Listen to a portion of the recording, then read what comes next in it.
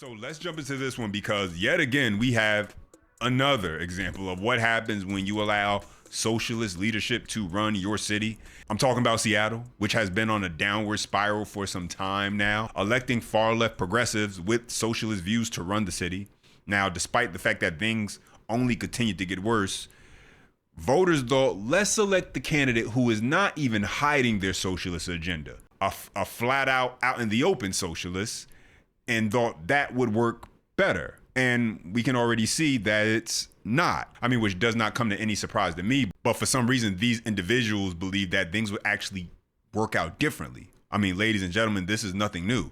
It's just the latest example of how a city enters a self-created cycle of decline. Democrats increase taxes to pay for more spending. Businesses reduce jobs or just move somewhere else altogether. Office buildings become vacant. Street disorder drives away customers. The tax base shrinks.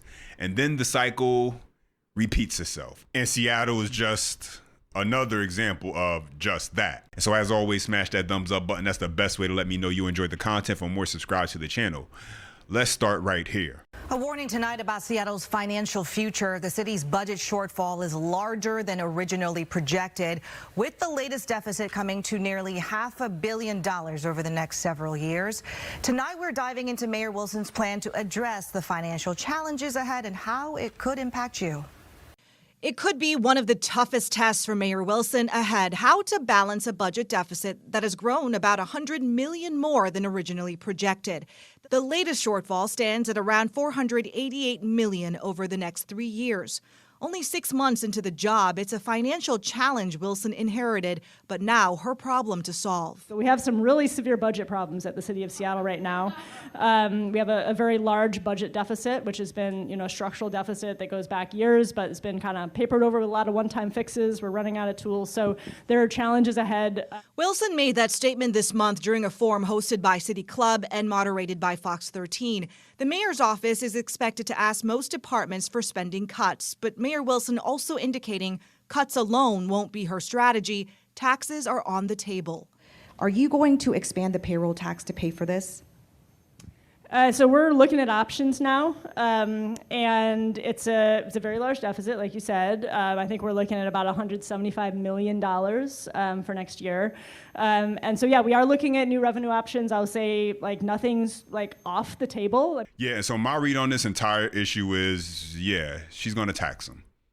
Now, I came to this conclusion because, it's in the socialist playbook. That's basically their whole shtick, right? Taxing the rich, making these businesses pay their fair share. We don't really hear them talking about how they need to expand business opportunity to drive more business growth into these cities. That's not kind of a line you get too much from them, which would be the solution in this case. If businesses are leaving your city, then you would want to do the thing that would invite businesses back to your city, not continue doing what actually caused them to go in the first place. Nonetheless, what we consistently see is that's not really ever an option when it comes to these people and how they choose to govern and run these cities, which is why the problem only continues to persist and get progressively worse, and worse. But let's continue. Before her role as mayor, as an activist, Wilson pushed for the payroll tax, a.k.a. the Jumpstart tax. Seattle City Council passed the measure in 2020, targeting large companies with employees making high salaries. In recent years, Seattle has relied heavily on the new revenue to balance its budget. In 2026, the payroll tax is expected to collect $410 million. That's according to a new report from the Downtown Seattle Association. But DSA also blames the payroll tax for job loss. DSA compared tax conditions in Seattle and Bellevue, calling it a stark tale of two cities. The report states, since the Jumpstart payroll tax was implemented, downtown Seattle has lost around 30,000 jobs. Between 2023 and 2025, Seattle shed 1.3% of its jobs, while Bellevue gained 12.6%. Between 2020 and 2025, Seattle's office properties declined 48% in value, while those in Bellevue rose 7%. I want to go ahead and break down what you just heard right there, because that's absolutely insane. It's really insane when you think about the logic, or the lack of logic, I could say, that exists. Oh my goodness, wow. And so just understand what you just heard right there. From the Seattle mayor and from this report, ladies and gentlemen. The report says that 30,000 jobs were lost, and they're correlating the fact that it was a result of the expanding of the payroll tax. But yet, when the mayor was asked, would she look into expanding the payroll tax again, it's still on the table. Now, the report told you exactly what happened as a result of that. An increase in office building vacancies in Seattle, as well as the loss of 30,000 jobs, according to this report. And yet, somehow that's an option? I mean, really, it's like these people are allergic to making smart business decisions that would actually improve a city because they're so locked into their ideology that says business is bad, corporations evil, must not do anything that actually makes them successful. What are we doing here? And so as a result of this, you heard at the end of that report, Seattle seeing an increase in vacancies in office buildings, while their neighboring city, Bellevue, is seeing a decrease. And so let's jump into this report, because Seattle, they topped the list that no city wants to be at the top of. Take a listen. Seattle is leading the nation on a list that no one wants to top. Office vacancy rate is 36.5% in downtown Seattle, now the highest of any major U.S. city. Since 2020, downtown Seattle has lost around 30,000 jobs. That's the same year Seattle passed its payroll tax, targeting large companies with employees making high salaries. According to the Downtown Seattle Association, the city's record business taxes are a major factor in the job loss and for its high office vacancy rate. Today, I spoke with John Scholes, president of the DSA, as Mayor Katie Wilson considers more taxes as a way to plug a nearly $500 million budget shortfall in the next 3 years. Mayor Katie Wilson said back in June that more taxes are on the table, including the expansion of the payroll tax, as you know, aka the Jumpstart tax. Thoughts on that regarding the expansion of the payroll tax down the road, possibly? Well, I think it's the wrong move for Seattle, and it would continue, I think, to push jobs outside of our city. And we don't need more business taxes in Seattle. We need more businesses located here paying taxes. And I think it's important for the city to spend within their means. They haven't done that over the last 5 or 6 years. They've spent beyond the revenues that they've collected, and they've tried to make up the difference by putting a lot more taxes on Seattle employers, which have sent a lot of jobs elsewhere. Yeah, exactly. And the crazy thing is that anybody who just kind of understands basic economics and understands budgeting, you would think they kind of get that part. But I want you guys to listen to Seattle's budget director. Listen to how she answers this question of, is the city of Seattle spending beyond its means? Listen to how she decides to answer that question. Check it out. Mayor Katie Wilson went on the Seattle channel last week to explain how the city got here. She brought her budget director, Ali Panucci. She asked for the cameras. To her credit, she didn't have to do any of this publicly.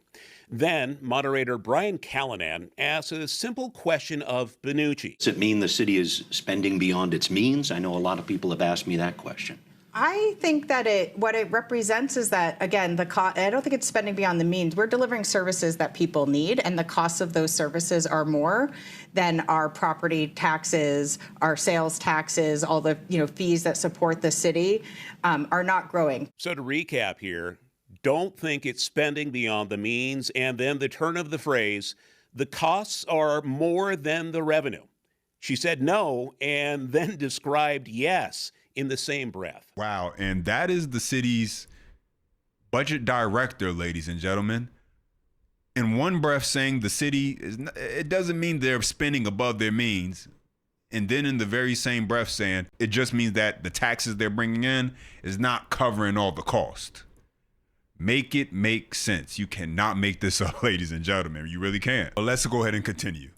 What about the people who say, there was a recent report that said the GDP was very strong, showing the economy was very strong in Washington state just this year. The sky is not falling. Much of the slowdown is AI and tech companies who are laying people off. And it's not really the taxes or the politics of downtown Seattle. Do you buy that? There's a lot of turbulence and headwinds, and I do think Seattle is in a unique position relative to many other major metros. If you look at the top 30 major metropolitan areas in the U.S., we're near the bottom when it comes to job growth over these last 4 years. So, yes, certainly COVID and shifts in how tech companies are hiring and investments in AI and layoffs and inflation and national and global turmoil that has created a lot of uncertainty economically are factors. But those are factors that other cities are facing as well, and many of those cities are growing jobs, and Seattle hasn't. I mean, listen, at some point, you cannot keep blaming 2020. We're 6 years removed at this point. Seattle wasn't alone. It affected the entire United States one way or another. And you have some areas of the country, some cities, some towns, some states that are rebounding far quicker than others. And so that comes down to leadership, governing, policies, agenda, and the things that are in place that are going to allow them to be able to bounce back, and most importantly, allows them to adapt to the current business environment, because business is always changing, and so you got to adapt. Mayor Wilson has a tough road ahead of her, and much of this budget deficit, of course, she inherited. And again, as I mentioned, it's nearly $500 million. If you were across the table from her, what solutions, other solutions or advice would you give to her, in your opinion, that could solve this? Well, first, I think we have to acknowledge the realities here is that the city doesn't have a budget deficit. They have more revenue than they had last year, more revenue last year than they had the year before. What they have is a spending problem, and they've spent beyond those revenues. You can get new revenue. You can grow the tax base by making Seattle just a fabulous place to do business, and by filling spaces in downtown Seattle, whether it's office space or ground floor, that produces more tax revenue. We think that's the strategy. Grow the pie. Make this place the best place to do business, the easiest place to open a restaurant or a retail outlet. We've got lots of empty office space in downtown, nearly 20 million square feet of vacant space. And, that's not a great deal for those folks that own those buildings, but it's not a great deal for Seattle residents either, because the value of those buildings is about half of what it was just 4 or 5 years ago. And so that property tax burden really shifts to residents. Those buildings were paying a lot more 5 years ago to contribute to city property taxes, but also school district property taxes and the county and state property taxes than they are today. And that property tax burden shifts to residents. So if you care about affordability, you ought to care about downtown Seattle having a high vacancy rate, and we should be working every day to lower that rate, make downtown attractive for companies to locate here, to fill those spaces, to raise the value of those properties, to take some of the burden off residents in Seattle. Yeah, so you just heard all of that, and the reality is this is much bigger than just one city with one socialist mayor, because this is something that has been playing out in several cities. I mean, take Chicago, right? We've been talking about Chicago for some time now, and the job that Brandon Johnson has been doing over there, where you have vacant office buildings, and as a result of the jobs leaving Chicago, you have residents paying historic numbers in property taxes, seeing their property tax bill jump sky high, because the bill is still due. Somebody's got to pay it. And so the businesses can't, because they left and the tax base shrunk there. Then it goes to residents, because those social programs are still there. They're not going to get rid of those, and somebody got to pay for them. And so as much as they go on saying, we'll tax the rich, we'll tax the corporation, it's only but so much that'll work, because once those businesses start to leave, who is left to pay? And so as a result, we're watching Seattle go down that same path, where now you have businesses closing up, businesses suffering because of crime and open drug use in places like Seattle. And so check this out. One last sip. A Capitol Hill Winery's tasting room is set to close after 10 years. The owners say the cost of doing business and crime in Seattle has made it impossible to keep the doors open. Fox 13's Dan Griffin shares why the owners say this isn't the end, though, as they look to the future. For a decade, Alul Cellars has been a staple on Seattle's Capitol Hill, but staying open is no longer an option. Alul Capitol Hill. We built this place. It's where Alul started. It was kind of our flagship. 10 years, countless wine tastings. The reason we chose Capitol Hill was because at the time lived up here. It was we're both queer winemakers. Really wanted to have a winery in the heart of the queer community. Owner and winemaker Samuel Hilbert is preparing to say goodbye to the Alul Cellars tasting room on Capitol Hill. There's a bit of a sense of relief because the last few years have been frustrating up here, but there's a lot of sadness at times. He's letting the lease go. It seems like we've lost support, and these issues aren't all just the homeless issues. They come from multiple angles.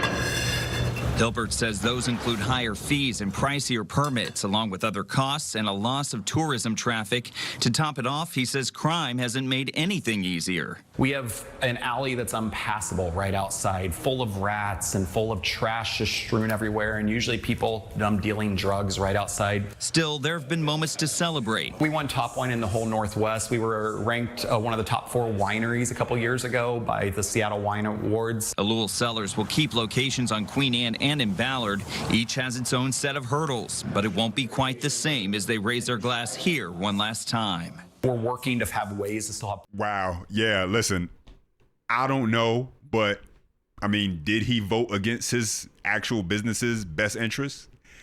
That'd be an interesting question to find the answer out to, because, I mean, hey, listen, like I said, don't know what his voting was like, but be interesting to find out, did he vote because of his social political beliefs in favor of what would be actually best for his business? And as a result, now all of the other symptoms end up actually affecting his business to the point where now it's closed. This is what happens when you keep on putting these far left socialists into power. They don't know what they're doing. They don't know how to run a city. They think that you can just tax your way out of it. And as a result, you end up running businesses out of town. And as a result, you end up running people out of town.